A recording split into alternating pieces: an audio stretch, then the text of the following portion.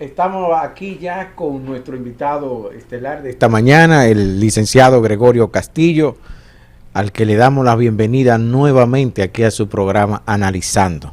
Buenos días, Gregorio, ¿cómo va todo?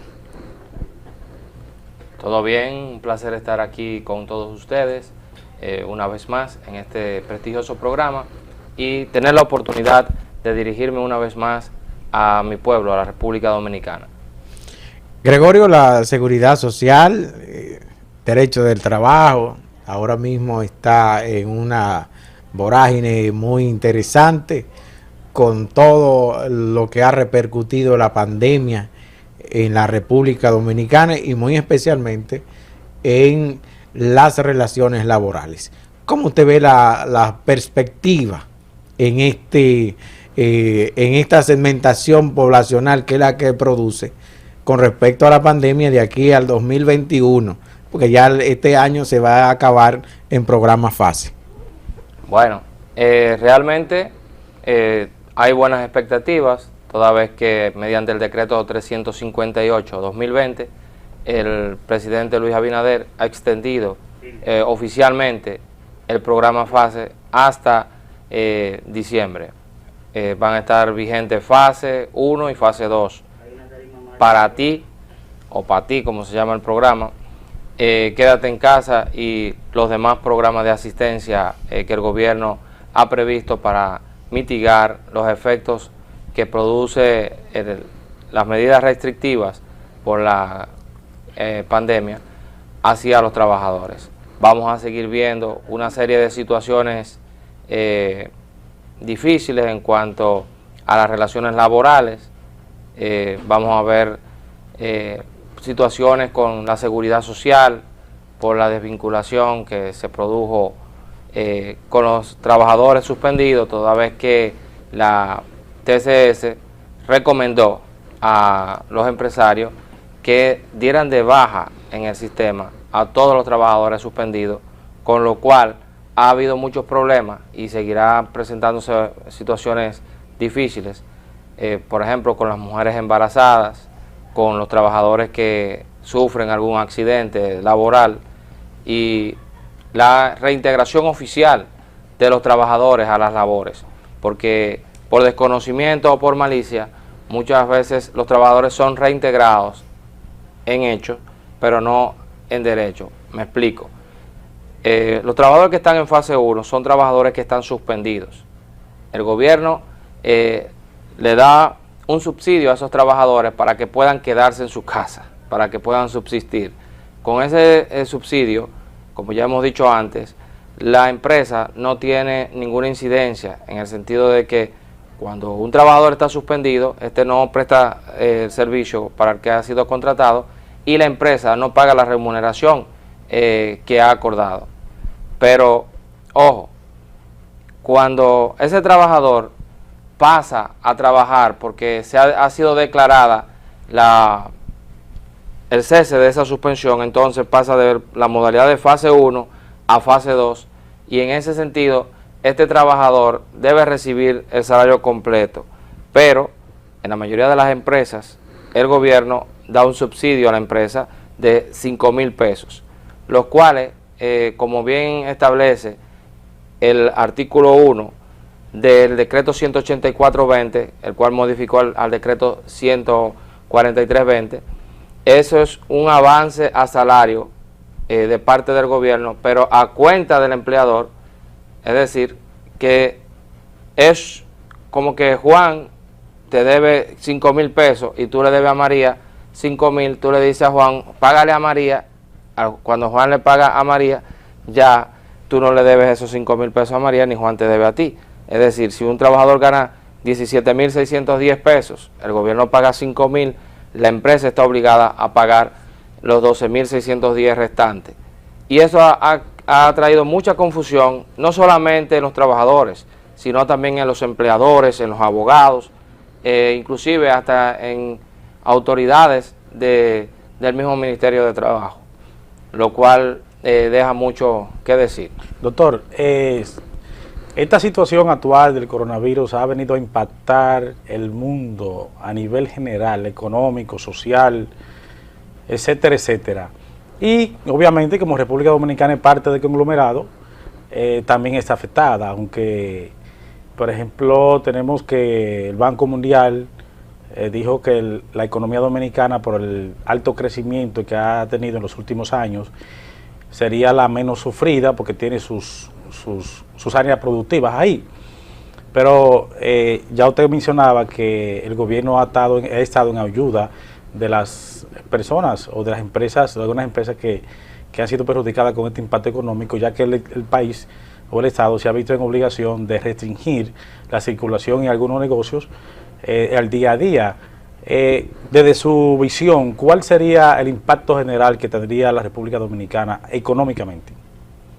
Bueno, mi especialidad no es la economía, pero por una simple observación, nosotros podemos ver que aunque los organismos internacionales e inclusive los organismos nacionales hayan dicho que el impacto sería el menor en la región, eso no quiere decir que no vamos a ser impactados, como al efecto lo hemos sido, de una manera muy sensible.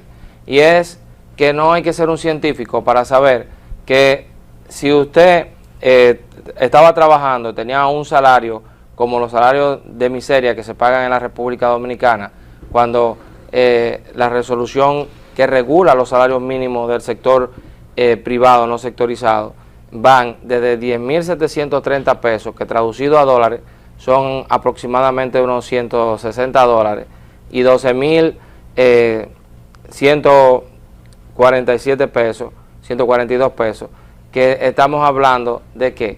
Estamos hablando de 200 dólares y 16.610 pesos, que son un poco menos de 300 dólares.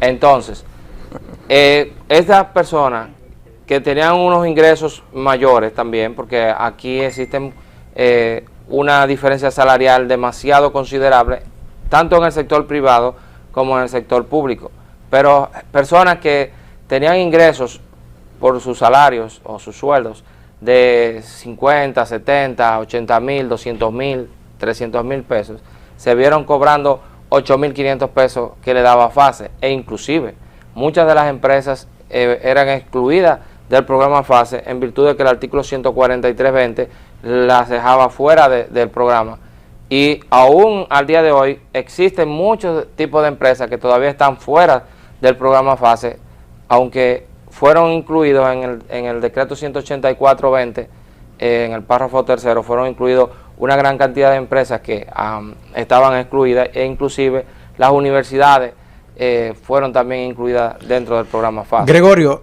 dentro de las empresas, ¿dónde se engloban las cooperativas, las fundaciones, si están excluidas, bancos comerciales y otras instituciones que son privadas, aunque sean de interés público? ¿Estas no entran en los programas FASE o sí entran? Bueno, en principio el decreto 143.20 excluía a todas las empresas del sector financiero y también excluía a las fundaciones, a las asociaciones sin fines de lucro. Sin embargo, mediante el decreto 184.20 fueron incluidas las asociaciones sin fines de lucro, pero el sector financiero sigue estando excluido del programa FASE. También están excluidos del programa FASE las empresas del sector salud, con las excepciones que se citaron en el decreto 184.20, que entre ellos están los centros de atención psicológica, de estética, los de servicios dentales, en fin, pero un centro de salud general, una clínica como se conoce, está excluida. No así los laboratorios clínicos, que también fueron incluidos dentro del programa FASE en cualquiera de sus modalidades en virtud del decreto 184.20. Gregorio, en tu exposición inicial escuchamos que hay empresas que están utilizando a sus empleados en fase 1 y no le están, en términos prácticos, completando el salario. ¿Qué significa eso en términos llanos para el trabajador y también para el Estado? ¿Qué es lo que se está haciendo en esa modalidad empresas que no la vamos a calificar? Ok, Cuando un trabajador se encuentra en el programa fase 1, es porque ese trabajador está suspendido y el gobierno le da un depósito directo, un subsidio de hasta 8.500 pesos, o sea, de 5.000, que es el mínimo, hasta 8.500 pesos.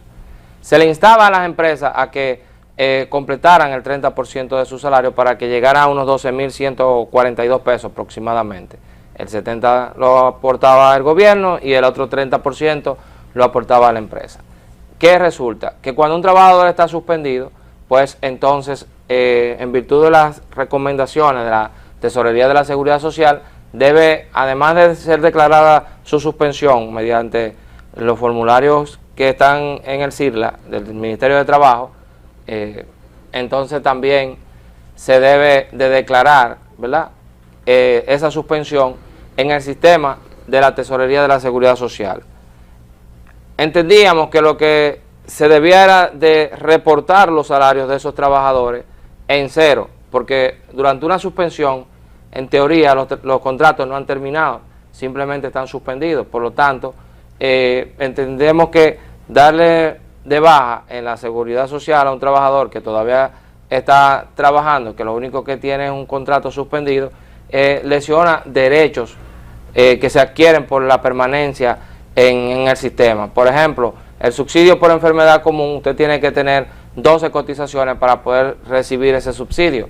Asimismo, usted tiene que tener por lo menos 8 cotizaciones para poder recibir el subsidio de maternidad y lactancia. Entonces, si usted le da de baja a un trabajador, se supone que ese trabajador entonces ha interrumpido ese plazo que la ley en principio dice que debe ser ininterrumpido.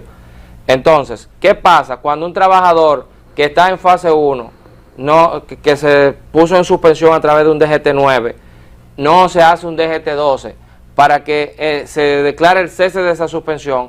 Eso indica que ese trabajador va a seguir recibiendo el subsidio de fase de hasta 8.500 pesos y el empleador va a querer solamente completar la diferencia que hay entre los 8.500 y el salario que tiene el trabajador. Eso se traduce en un fraude hacia el Estado, un fraude hacia el gobierno, no hacia el trabajador, porque si el trabajador recibe su salario completo, pues lo está recibiendo. En cuanto al salario, no hay un fraude, pero sí hay un fraude en el sentido de que ese trabajador que está trabajando debe de pasar a fase 2, porque cuando pasa a fase 2, el gobierno le aporta un subsidio a la empresa de 5.000 pesos, un avance de salario a cuenta del empleador, y es con una condición, no es simplemente por regalarle el dinero, es con la condición de que ese trabajador esté en la seguridad social, es para que ese trabajador no se le reduzca el salario porque trabaje 1 hora menos o 2 horas menos por la reducción o las restricciones que se han impuesto a causa de la pandemia. Entonces, es lo correcto que tiene que hacer una empresa, un empleador, cuando tiene un trabajador suspendido y necesita a ese trabajador en su empresa, es declarar el cese de esa suspensión a través de un DGT-12, reintegrarlo a trabajar y reinscribirlo en la seguridad social si le había dado de baja. ¿Por qué? Porque si bien es cierto que mediante las resoluciones del Consejo Nacional de la Seguridad Social, las prestaciones de los servicios de salud están garantizadas, no menos cierto que esas mismas resoluciones contemplan que las prestaciones en dinero están suspendidas, pero también hay otro elemento esencial, y es la cuenta de capitalización individual de la AFP de ese trabajador, que mientras que usted no está cotizando en la TCS, pues entonces esa cuenta no crece. Eso también le perjudica en el sentido de que en diciembre la costumbre que tiene el dominicano de recibir el doble, ¿verdad?, el salario de Navidad, como contempla la ley, ese salario va a ser sensiblemente afectado. ¿Por qué? El artículo 219 del Código de Trabajo establece que el salario de Navidad es la 12ª parte de los salarios devengados durante el año calendario. Entonces, si en el año 2020 un trabajador ha dejado de trabajar 1 mes, 2 meses, 3 meses, 4, 5 meses o, como pasará en algunos casos, hasta 7 y 8 meses, eso implica que el día que ese trabajador reciba el salario de Navidad, va a recibir una porción considerablemente menor a la que piensa que tiene derecho a recibir. Así es. Tengo información, Gregorio, de que hay empresas que han reportado al Estado empleados suspendidos y al final no están suspendidos, como una manera de adquirir beneficios del propio Estado y realmente tienen sus empleados trabajando. ¿Qué visión, qué comentario usted tiene sobre ese punto? Sí, como hemos comentado previamente, esa práctica es común y esa práctica se da en algunos casos por desconocimiento del empleador o de la persona que tiene encargada para que maneje las nóminas, y otras veces se hace por malicia, porque fase 2 tiene un límite de 5,000 pesos, en tanto que fase 1 llega hasta 8,500.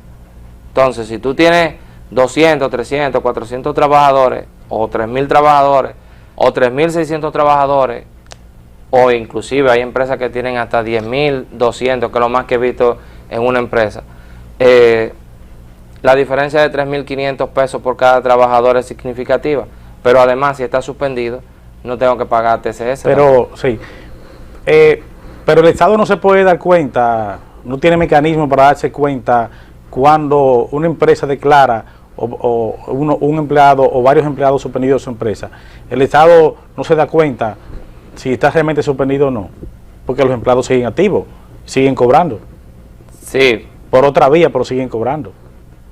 Sí, el Estado tiene forma de darse cuenta porque los trabajadores de una vez, como dicen en el argot popular, se mandan para el Ministerio de Trabajo a declarar que su empleador los tiene suspendidos y que siguen trabajando. Muchas veces los empleados, con miedo, en un país como este, Obani, donde la escasez de empleo es bastante alta, los empleados a veces tienen miedo de quejarse ante el Estado, precisamente para evitar quizá una cancelación. Y esto no debería ser, porque considero que no debería ser, porque esto es lo que estamos perjudicando a nivel general, la empleomanía y el deterioro del Estado en sí. Gregorio, Wilvio, vamos a seguir después de esta pausa aquí en analizando lo que es este interesantísimo tema sobre seguridad social, derecho al trabajo, con el licenciado Gregorio Castillo. Regresamos en breve. Gracias por continuar con nosotros. Seguimos aquí conversando con el doctor Gregorio sobre las condiciones laborales de los empleados en nuestro país, en República Dominicana.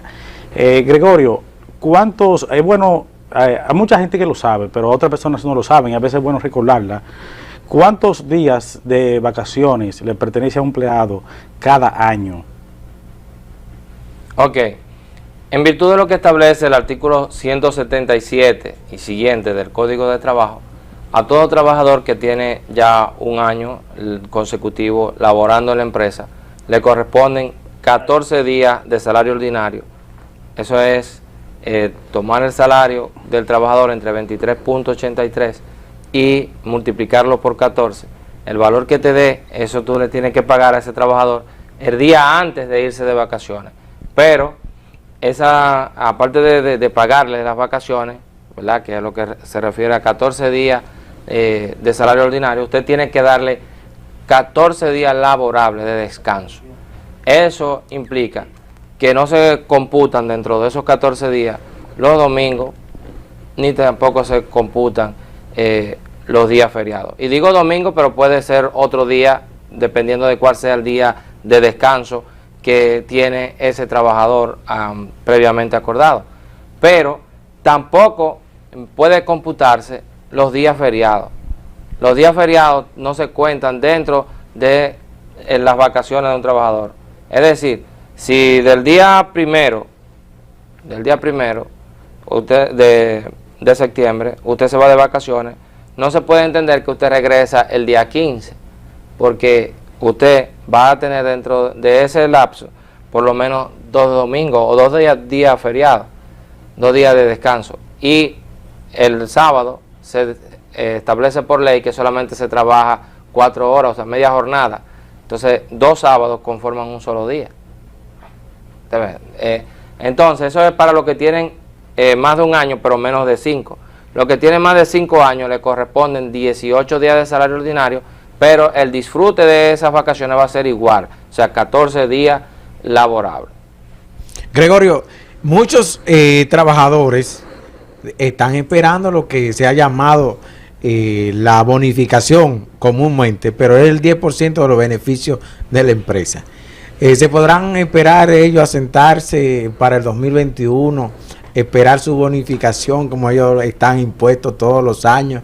Este 2021, ¿usted cree que las empresas estarán en condiciones de dar o no de dar, de repartir lo que manda la ley, ese 10% de sus beneficios?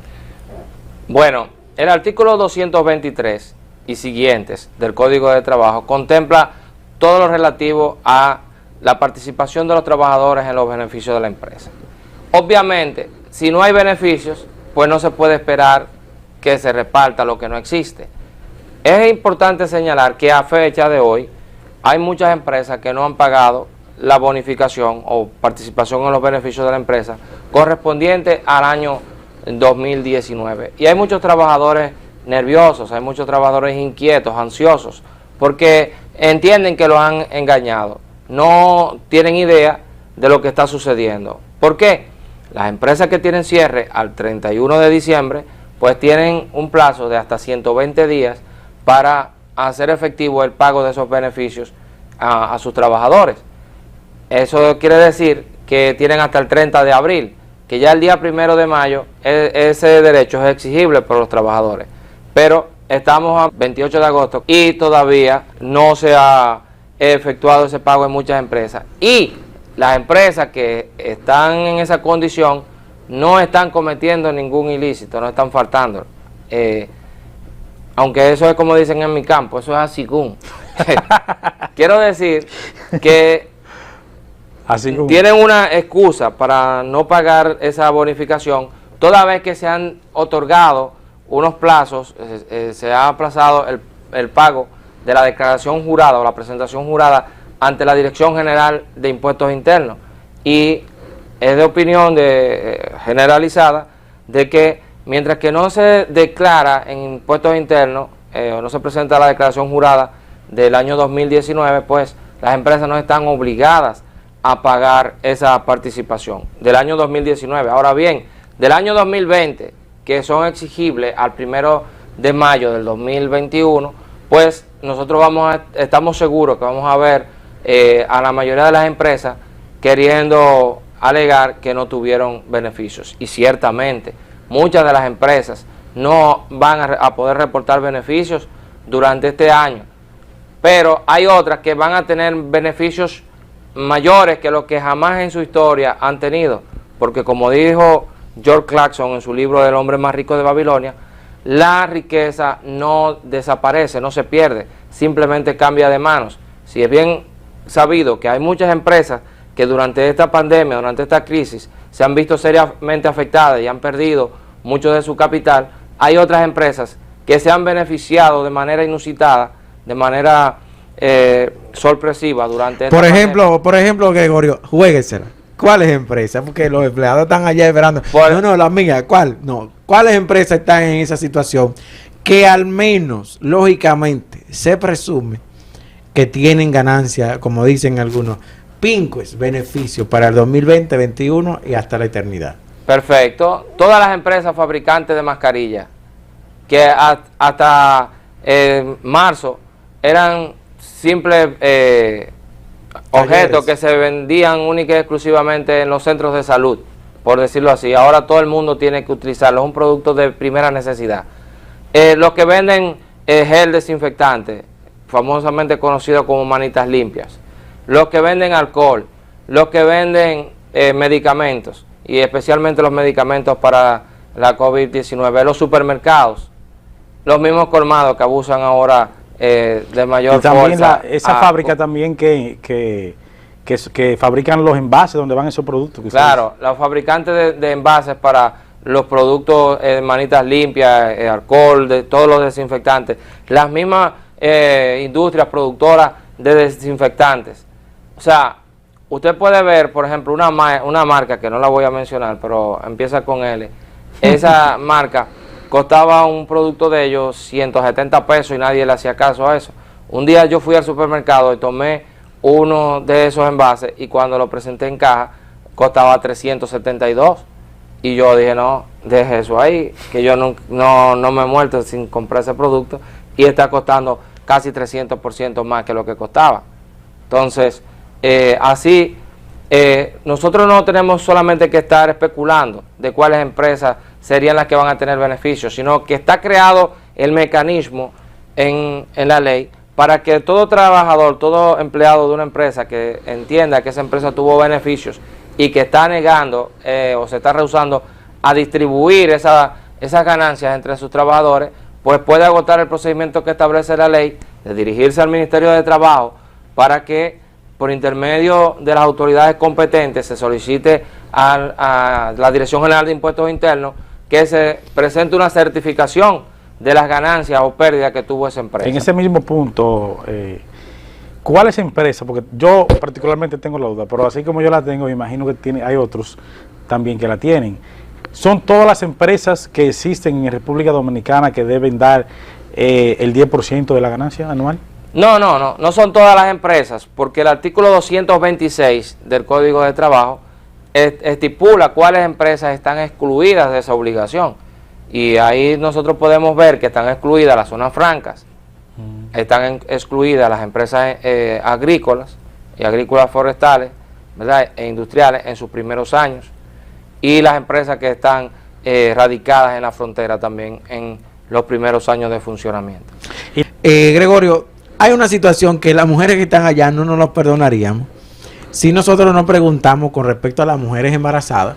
Una, mujeres que se embarazaron durante la suspensión, esa es una. Mujeres que dieron a luz durante la suspensión y mujeres que permanecen suspendidas y que están o próximos a dar a luz o que ya se le está cumpliendo. ¿Qué va a pasar con ese tipo de casos? Porque son muchos, variados y disímiles, incomparables ahora mismo. ¿Cómo se debe manejar una empresa con relación a esos casos, Gregorio? Bueno, ahí sí verdaderamente hay un dolor de cabeza, no solamente para los empresarios, no solamente para las trabajadoras, hay un dolor de cabeza para las autoridades administrativas de trabajo. Para el Ministerio de Trabajo hay grandes dificultades en esto, porque es bien sabido que el artículo 236 del Código de Trabajo contempla lo que es la licencia pre y postnatal, y el artículo 239 del mismo código establece que esa licencia es con disfrute de salario. Entonces, la resolución 0018-2020 de Salud Pública y la 007-2020 del Ministerio de Trabajo, así como los mismos decretos que regulan la fase, instaban, o mejor dicho, mandaban a que las trabajadoras embarazadas se quedaran en su casa, por lo tanto estaban suspendidas. Pero nosotros somos de opinión que esas trabajadoras, si bien es cierto que debían estar suspendidas, no menos cierto es que no debían estar dadas de baja de la seguridad social. Ahora bien, ¿qué pasa con las que ya estaban en ese periodo próximo a dar a luz? Eso no tuvo problema porque simplemente se le otorgó la licencia en ese momento. E inclusive en virtud del artículo 238 también se le agregó las vacaciones después que terminó y todo eso. Y en ese caso de esas mujeres que estaban dentro del periodo no había ningún problema. Pero, y aquellas mujeres que yo digo que hay una pandemia y hay una epidemia o una subepidemia que es de mujer embarazada. Porque imagínese usted, encerrado en quédate en casa, solamente quédate en casa, a veces con poca comida, pero con mucho tiempo ocioso, pues usted solo, yo solo, la soledad. Sí, pero hay televisión ahora. Hubo movimiento. No es como antes que no había televisión. Sí, hubo movimiento y vemos una gran cantidad de mujeres embarazadas. O sea, una situación que no es tan común. Entonces, una mujer que salió embarazada durante el periodo de suspensión y que además estaba fuera de la seguridad social por mandato de las mismas autoridades, ¿cómo manejamos ese caso? ¿Qué ley la regula? ¿Qué ley la regula? las mujeres que estaban embarazadas al momento de la suspensión, pero que tenían un mes, 2 meses, 3 meses, y han estado suspendidas durante todo este tiempo. O sea, hay una situación que debe de tomarse decisiones contundentes y que deben ser tomadas bastante rápido, porque se están creando situaciones jurídicas y situaciones de hecho que están generando grandes problemas a los trabajadores, a las trabajadoras y a la misma empresa. Entonces, ¿para dónde va el trabajador? O mejor dicho, la trabajadora que está afectada por una situación de esta, va de una vez al Ministerio de Trabajo, y muchas veces el Ministerio de Trabajo no le tiene una respuesta que sea satisfactoria a esa situación. Entonces, en principio, la empresa, el empleador, tiene que pagar esa licencia. Eso es en principio. Entonces, Gregorio, la última ya, que ya nos vamos, con respecto a, con la mujer embarazada, entonces se vale suspensión sobre suspensión. Porque bueno, eso es lo que se está generando, suspensión sobre suspensión. En realidad, no existía ley cuando se presentó esta situación, y sabemos que en virtud de lo que establece nuestra legislación, el plazo máximo de suspensión por causas atribuibles a la empresa eran de 90 días. Asimismo, para los casos fortuitos de fuerza mayor eran de 90 días. Pero resulta que en estas condiciones especiales, donde las empresas no es que han querido cerrar, sino que han sido mandadas a cerrar, y el gobierno ha adoptado medidas para paliar el efecto económico que eso representa en los trabajadores, hemos estado viendo que sí, se han estado produciendo suspensión sobre suspensión.